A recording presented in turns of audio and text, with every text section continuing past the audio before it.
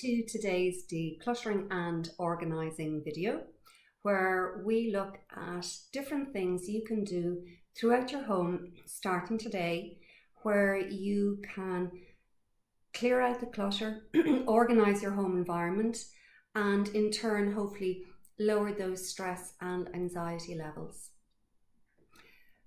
We often go through difficult times in our lives, particularly in the last year or two, and during difficult times it can be quite a lot to take care of ourselves and our home environment when we're preoccupied with our stresses and worries, and yet living in a very cluttered and disorganized home environment can actually raise our stress and anxiety levels.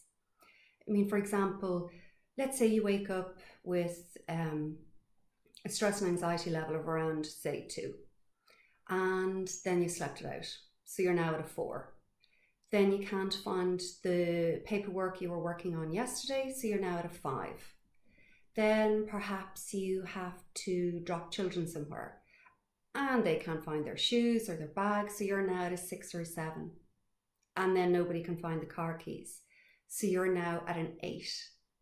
So you've gone from a stress and anxiety level of a 2 to an 8 in such a short period of time. And that can have a real impact on how our day turns out. And I've worked in lots of homes decluttering and organising over the last couple of years because I'm super passionate about the effect having a decluttered home can have on our well-being. That's actually how I got into decluttering. I set up my own decluttering business 5 years ago to help and work with people who, for lots of different reasons, have maybe let stuff pile up or have no systems in place and they don't know where to start. They know they don't like it, but are just sort of unsure as to where to start. So we're going to make it really simple, and we're going to look at lots of different aspects in your home, and we're going to start with the kitchen, mainly because you're less likely to be emotionally attached to tins of beans and plates and knives and forks and stuff. And we'll also look at the bedroom, which is probably going to be the most difficult, and have a little look at all of the rooms in the house. So we're now going to start with your kitchen.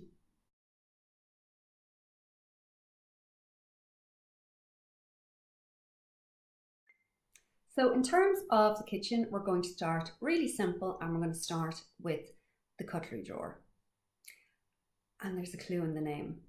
It really is supposed to be for cutlery, and yet nearly every home I've worked in, there would be medicine spoons, pens, batteries, random bits of plastic, things that kind of look important but nobody really knows what they belong to, so we fire them into the cutlery drawer. And once somebody puts in 1 or 2 pieces, it's like a total clutter party because more people will put stuff in. For example, how many medicine spoons do you have in your cutlery drawer? I mean, unless you're planning on making earrings out of them, which you're not, do a good clear out and put them in the recycling bin if they're recyclable, because you don't need 20 or 30 medicine spoons. You're never going to need 20 or 30 medicine spoons. So that's one to keep an eye out. So how to get started is literally take out the cutlery drawer, tip it all out onto the countertop, wash it down, and then start consciously making decisions about what goes back in. For example, do you need 35 teaspoons? Unlikely. And any excess that you come across, start putting it into a charity bag pile. And you can then build on that as you're going throughout the house. And in terms of the random selection of batteries that you may have in your cutlery drawer, like I would say to clients, keep it simple. This is a washed out candle jar. Rehome everything that you need, but that doesn't necessarily belong in the cutlery drawer. So I said a washed out candle jar, a plant pot. You don't necessarily have to go out and buy something immediately, because sometimes clients would say, oh no, I have to go out and buy stuff first, storage, before I start decluttering. that's just kind of pushing the project further down the line. So clear out the cutlery drawer, wipe it down, and start putting back only what you need, and then rehome what you don't need, and keep it really simple. In terms of a time frame, that is about, I'd say, 30 minutes tops. And the joy you will get the next time you go to the cutlery drawer and see organised calm, don't underestimate it. So we're now going to move on to your food presses. And to avoid feeling completely overwhelmed and then abandon the project halfway through, do it one cupboard at a time. And you start off by clearing off the countertop, taking everything out of one press, cleaning down the press, and then start going through the dates of the products. Some of them are bound to be out of date. And then replace by category. So it might be one section is for tinned goods, another section is for baking, another section could be for herbs and spices. And if you have a lot of herbs and spices, even putting them into small little baskets or an empty box, it doesn't have to necessarily be super fancy. So again, they're done by category. It could be Italian, it could be Indian spices. So rather than having to root around in the cupboard all the time looking for what you need, you have a really simple system in place. Again, in terms of time frame, probably around 30 minutes per cabinet. And once everything has been taken out, dates are checked, whatever goes back in, and you've gotten rid of products that are out of date, then start on another cabinet. Now you may find there's more tins in the second cabinet, but you can do a reshuffle afterwards. It's just, if you take everything out, it can be very overwhelming for clients. So please do it cabinet by cabinet, and it's going to be 30 minutes by cabinet. And it's also a good time as well to do up a list. Is there anything you've completely overstocked on, or anything that you're running low on? And then you can keep a running list, and don't keep it permanently attached to the fridge, because we've all done it, gone out to the shopping centre to do the big grocery shop, and we've got no list with us. So keep it where you can see it, and then make a point of reminding yourself to take it with you when you're going to do a restock. And you don't have to do all of the cabinets in one day, particularly if you're feeling quite anxious about doing it. Even if you did one task a day in terms of the food cabinets and the cutlery drawer, by the end of the week, you'll be flying it.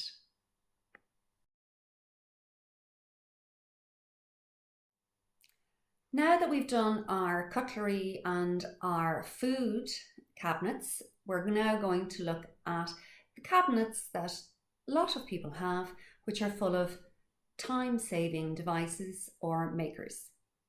Things that you bought with the best of intentions and you've only used once because you realised the 50 little fiddly bits don't go in the dishwasher, and they don't actually save any time, because by the time you've individually washed and scrubbed all the little bits, you've actually taken up more time. And this is where it can become a little bit more difficult in terms of emotional attachment, because often clients, particularly if you've spent a good bit of money on something, find it hard to let go of those items. So as a psychotherapist, I try and encourage clients to reframe those thoughts. What is the point in keeping a big device that you never use, and every time you open that cupboard, you see that device, it reminds you of how much you spent, that it didn't actually work out, and can make us feel, have negative thoughts or feel not good enough. So get the whole lot out, and some charity shops will take electrical items, some won't, but it could be you also offer that love to family and friends and let them know you're having a clear out and pass them on, but also put a time frame on it. I'm having a clear out, this will be gone by the end of the week. And then to reframe that negativity in terms of you just tried something and it didn't work out, and there's a learning in that. And also the next time you're tempted to pick up a time-saving device, you'll be able to stop yourself from picking it up by reminding yourself you tried that before and it didn't work out for you. And there's no sort of negative feelings attached to that because everybody has done it. And in terms of clearing out that cupboard, again, probably another 30 minutes and then sticking it into your WhatsApp family group or checking with your local charity shop and donating it away. And another way actually to reframe your thoughts is, let's say you spent, I don't know, €100 or something on a device that didn't work out. You can reframe that as you are giving away €100 worth of stock to a local charity shop who can then sell it on to raise much needed funds. So it's all about looking at the emotional attachment rather than getting stuck and feeling embarrassed or ashamed that I shouldn't have done that. It's all about reframing your thoughts and letting it go so you can draw a line underneath that. And the second last piece that we're going to look at in terms of your kitchen would be the plates, cups and saucers, the pans, all the practical stuff that we have.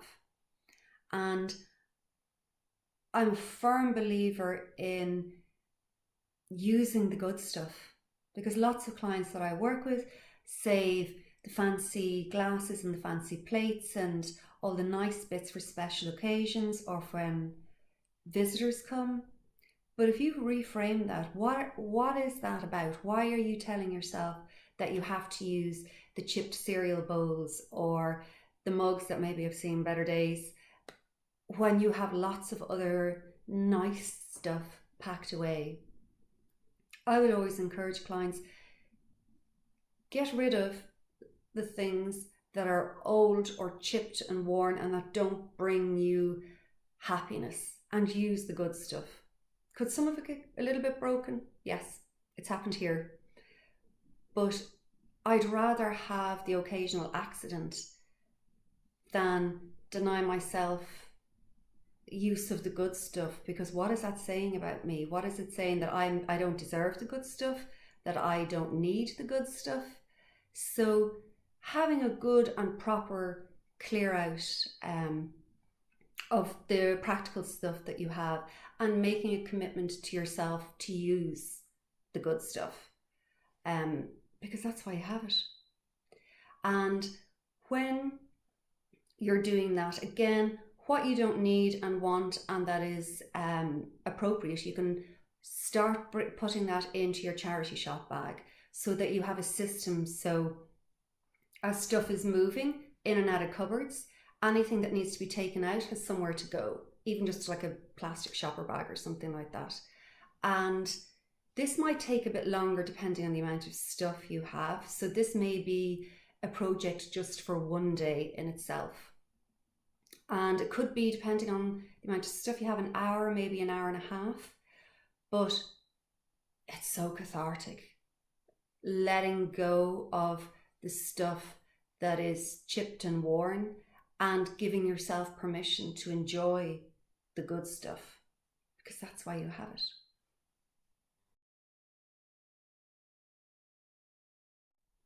And the last little segment we're going to do today on the kitchen is surfaces and shelves.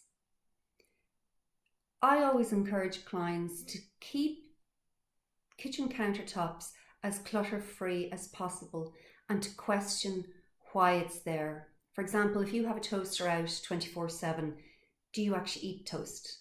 Or is it you just have toast in the morning?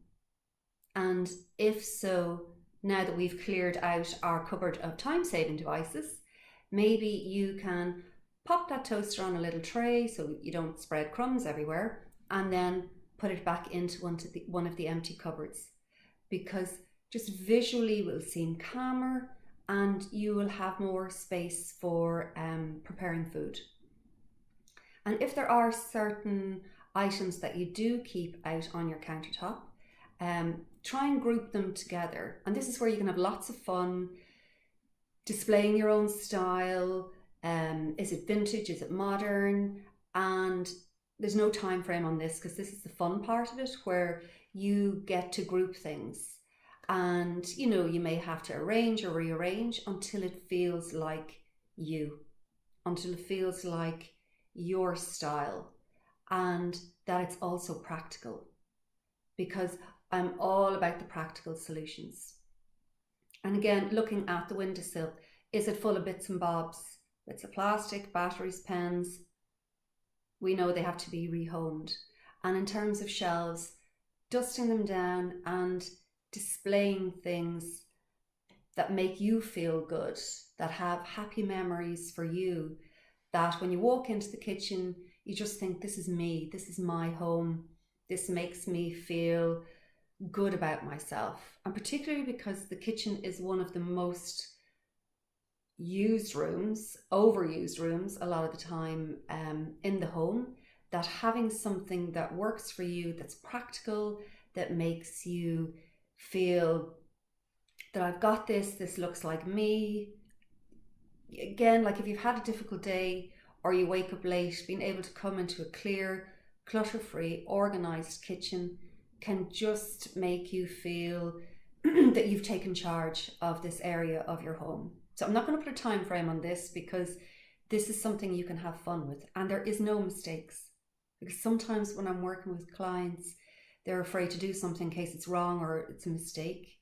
This is your home, and you may be faffing around with it for ages. You may like it, and then the next day, that's not so practical.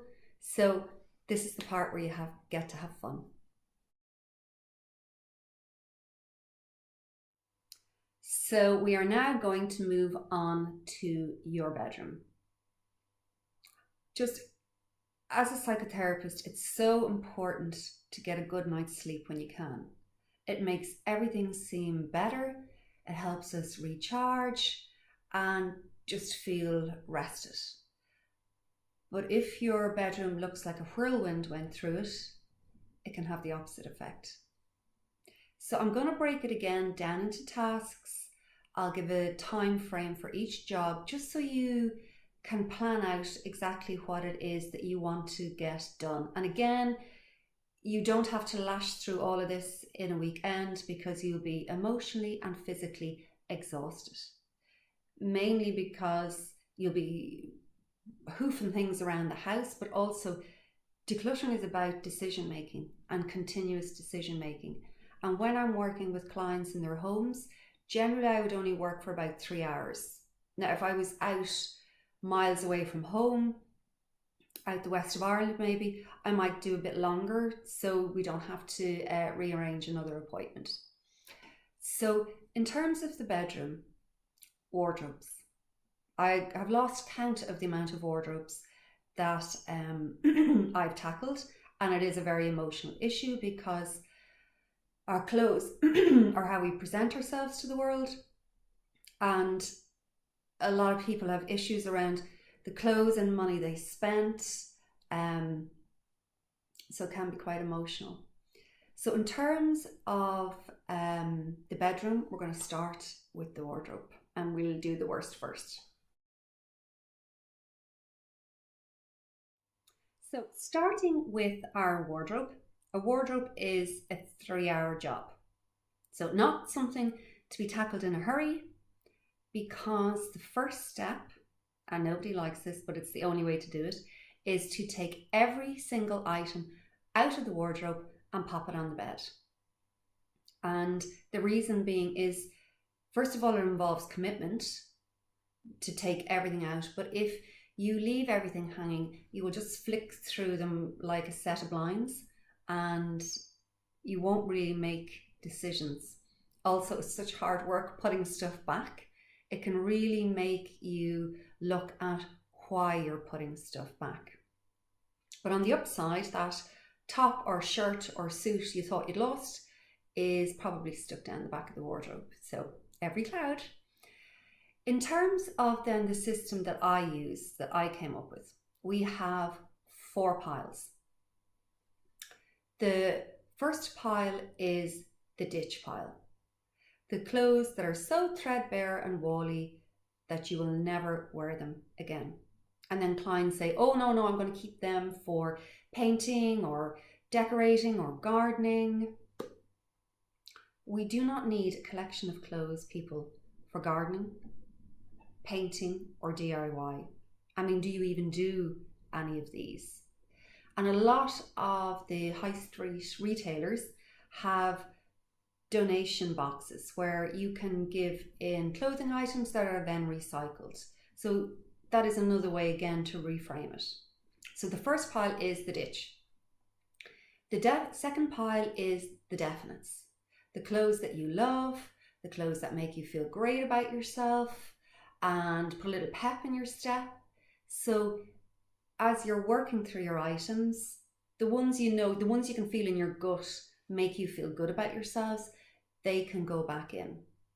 And personally, when I'm rehanging items, I start with the longest to the left and then work shorter to the right in terms of coats, jackets, dresses, skirts, tops, starting longer on the left and then working, but that's just the way my mind works.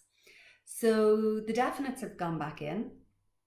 Then I've also introduced the dithering pile, because sometimes clients can panic when they feel there's a lot being donated away and they start putting pieces back into the wardrobe that they know they're never going to wear, because there's this anxiety about, I'll be left with nothing, I'll have no clothes left. So to keep the momentum going, create a dithering pile. Don't even think about it, just pop them in. You're not being asked to give them away, you're just popping them to one side while you continue through the process. And then the donate away pile are the things you know that you never wear for lots of different reasons. For some clients, it might be they've changed career and they still have the suits from the previous career that are no longer relevant to their current role. So they can be donated away. In some cases, we're going to come across and I can see it nearly when I'm doing a wardrobe, you can see a client's style and then you can see a couple of things you're a bit like, And, you know, sometimes when we're in a sale and we see something that has been massively reduced, people can be tempted to buy it, even though it's not your shape, color or size, because it's a bargain. And bargain purchasing can be a downfall to a lot of us. So, and again, clients struggle in terms of the financial outlay on those items. But I would encourage clients to let go of that item. That's all it's doing is making the wardrobe emotionally complicated, because the tag is still on it. You bought it 3 years ago, you know you're never going to wear it, and you're only hanging on to it because of the amount of money that you spent on it. So again, we're going back into the psychotherapy and we're trying to reframe that. Let's say you bought something that was, I don't know, 150, 200 euros, but it was 600 euros originally, and you feel like you got such a bargain. But if you haven't worn it or you were lured in by the discount, it's just hanging there, taking up important storage space in your home, but even more so making you feel negative thoughts because I shouldn't have done that, but I will make it work, Or in some cases, the clients would have bought the hat and bag to go with it. But again, it's just compounding the issue. And we look at reframing that. Let's say, for example, I would say to clients, why don't you donate that away to the charity shop? And in terms of seeing it as, oh my gosh, it was such a waste of money, reframe it as in, I am now donating 150 euros worth of stock to an amazing charitable cause. And when you can reframe that, it's just so much easier to let go of stuff, because when you open your wardrobe the following day, those items that make you feel a bit stressed or anxious, they're gone. And you've also helped out a charitable cause. So it's trying to reframe your thoughts. So the 4 piles again are the ditch, and we're hopefully going to donate them into a recycling box. The definites that you love, the dithering, just to keep the process going, and then the donate away. And then when you've done another bag for the charity shop with all your donates away, we can then go back through the dithering pile. And I think once you actually get your definites in, it's a lot easier to go through the dithering pile because you don't feel so much under pressure, and you can see your style. I mean, I can see clients' definite style and who they are in their items of clothing, and you're more than careful about selecting things from the dithering pile. And then what you don't need, again, into another bag and off to the charity shop. And particularly with clothes, it's important to just get rid as soon as possible to stop you later on going through the bag and pulling out stuff. Or even worse, it'll live in the boot of your car for a long time. So that's the wardrobe, and it's 3 hours. So we're now going to look at chest of drawers if you have one in your bedroom.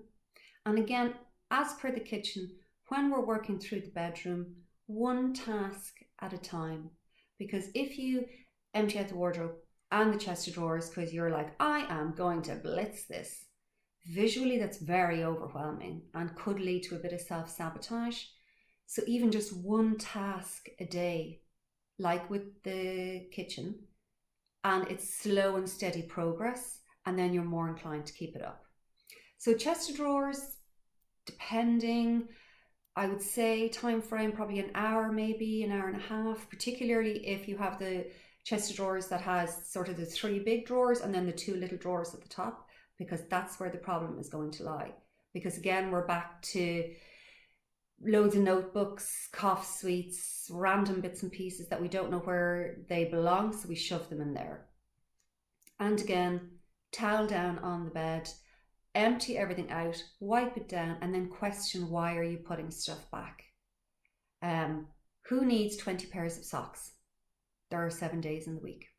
Now, if you have sports socks and gym socks, that's slightly different, but just question, am I actually wearing these? Do these suit my current life? You know, if you've 10 pairs of gym leggings, but you don't go to the gym anymore, it maybe you only need 2 pairs for walking. And again, into the charity bag and off it goes. So that is the chest of drawers. And again, on the top, wiping it down, looking at what is there and why.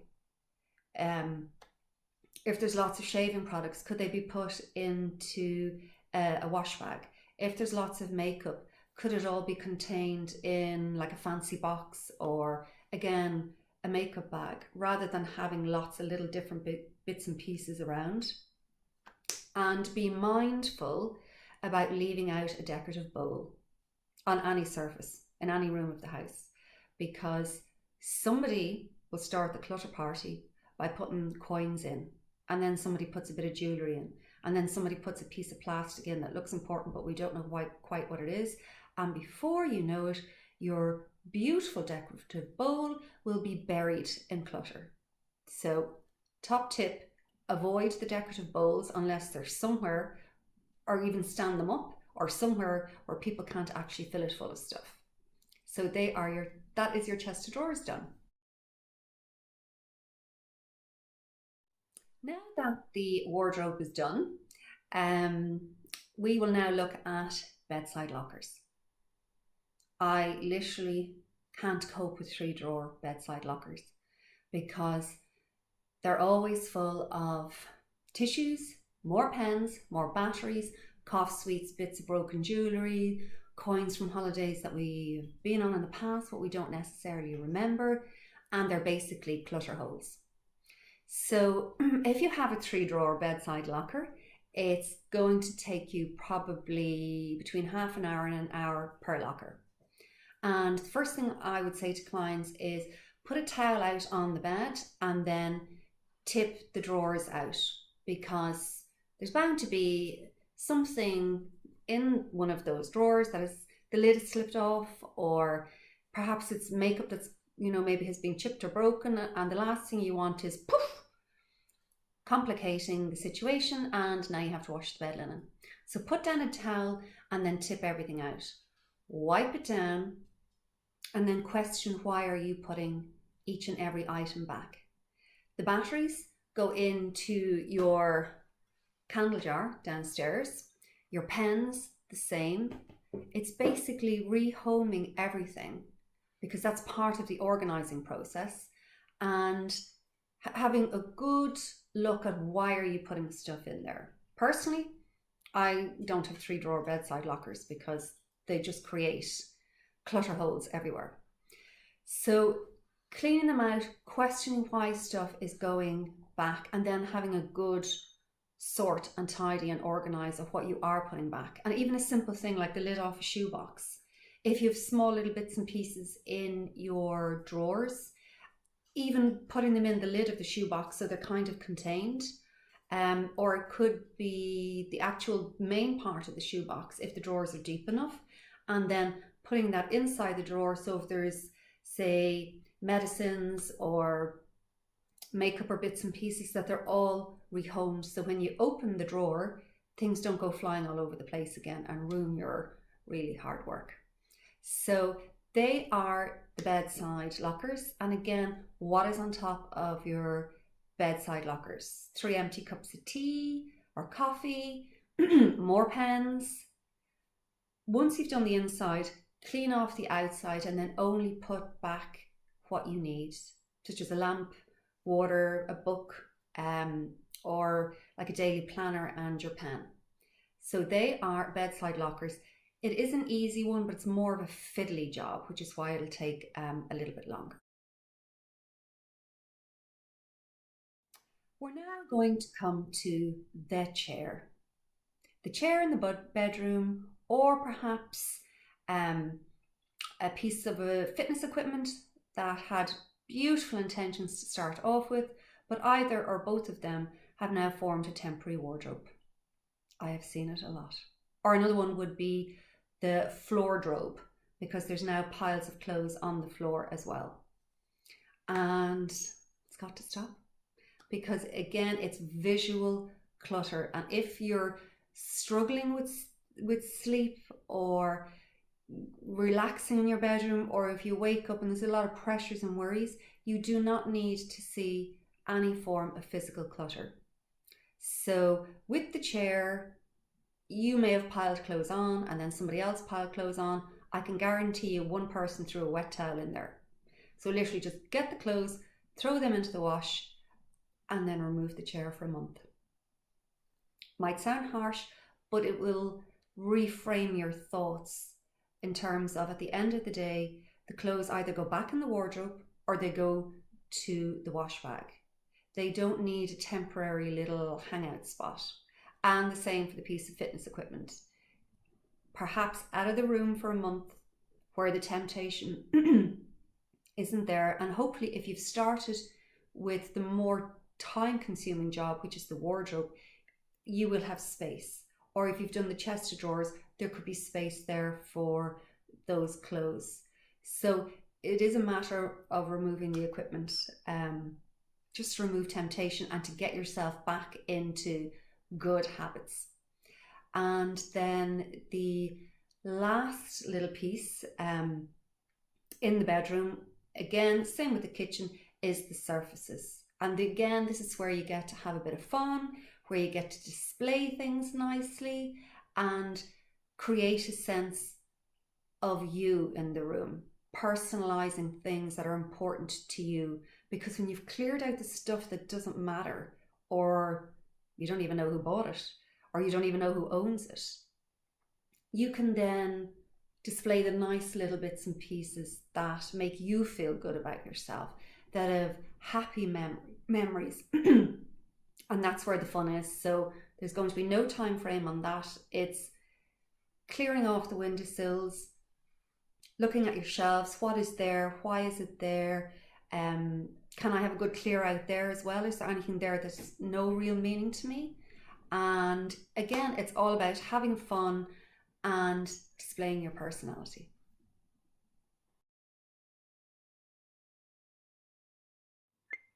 So we're now going to look at bathrooms.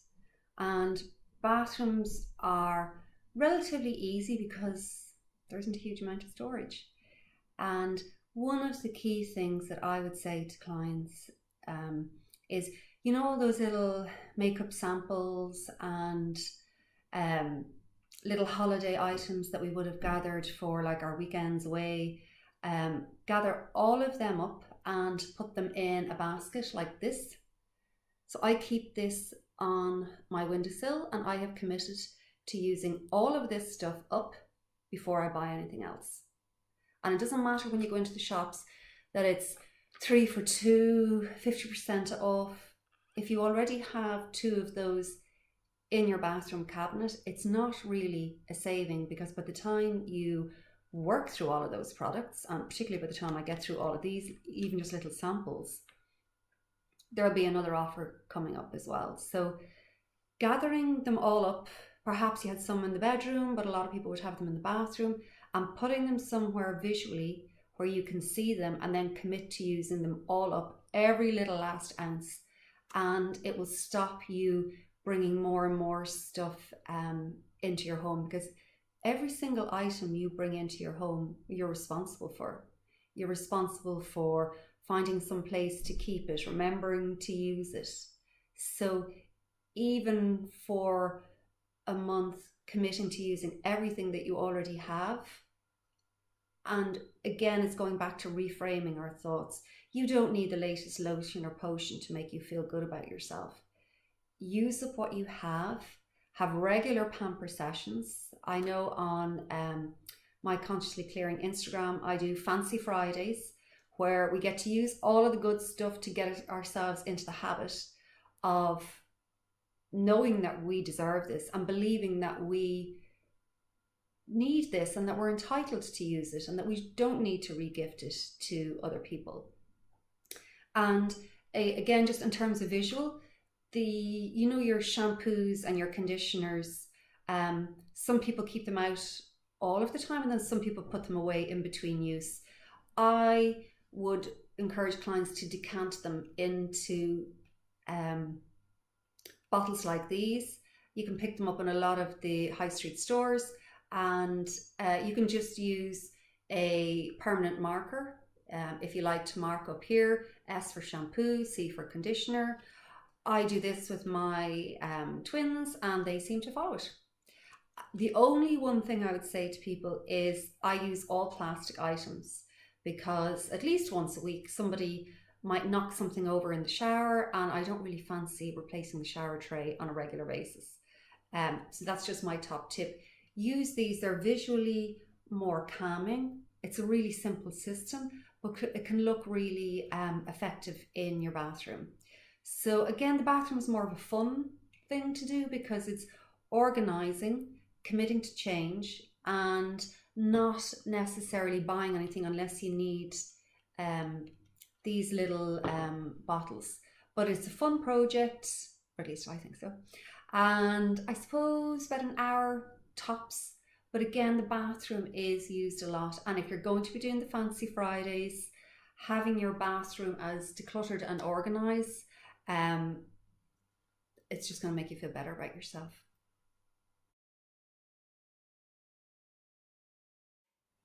So we're at the end of today's decluttering and organizing workshop, and I hope you found at least one little nugget in there that will help you start your decluttering and organizing projects. And I know for a lot of people it might seem overwhelming in terms of where to start, and not feeling sure, or getting caught in this kind of blame shame game as to how it got that way in the first place. Like when I'm working with clients in their homes, I always say to them, please do not tidy before I come, because nobody intends on living in a cluttered environment, but sometimes just life gets in the way. It could be a new baby, change of home, somebody's passed away, changing career. There's lots of different reasons why we may not be on top of things as much as we want to. But there are lots of different things that you can do within your home to change that. And I would say that to both my counselling clients and my decluttering clients, and in all of the workshops that I do. It's just about finding a place to start. And the kitchen is a good place to start. But to me, the bedroom is really important in terms of sleep and how you feel about yourself. But there can be a lot of emotional attachment, particularly to the wardrobe. So start with the kitchen and pace yourself. Because sometimes when I'm doing these workshops, clients are like, oh, that's it. I'm going to blitz the place for the weekend. Come Sunday night, you won't be able to walk straight and you won't be able to think straight. And you're unlikely to keep it up, because being decluttered and organised is a consistent process. And the hard bit is the start. And then you will come up with systems that work for you, because I'm just not a prescriptive person. I don't think that one system works for everybody, because, as I said, I have to hang my clothes left to right because that's the way my brain works. That's not the way other people's brain would work. Some people prefer doing formal work, casual. It's whatever works for you in your home. And again, it's about reframing. If you do feel stuck or feel overwhelmed, or you have that little voice in your head, by taking action, small, consistent steps, first of all, you'll silence that voice and you'll start to feel better about yourselves, because there is so much in the world that we can't control. There's so much in our lives that we can't control. But how you live and what you surround yourself with is something that you absolutely can do, and it will help to lower your stress and anxiety levels when you feel your home's calm and structured and organized and flexible. It's not about having to be perfect, because that's taking it to the other extreme. So I hope you feel that you can do it now, and that you can start on a little project. And good luck with all of your decluttering and organising projects. Take care.